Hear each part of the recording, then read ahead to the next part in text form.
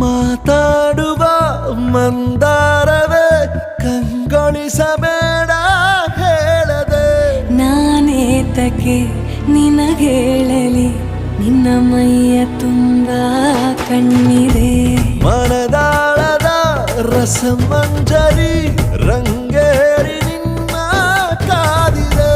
ಬಿಸು ಮಾತಿನ ಪಂದ್ಯಾವಳಿ ಆಕಾಶವಾಣಿಯಾಗಿದೆ ಸಂಜೆಯ ಕೆನ್ನೆಯ ಮೇಲೆ ಬಂದು ನಾಟಿದೆ ನಾಚಿಕೆ ಮುಳ್ಳು ಮನದ ಮಗು ಹಠ ಮಾಡಿದೆ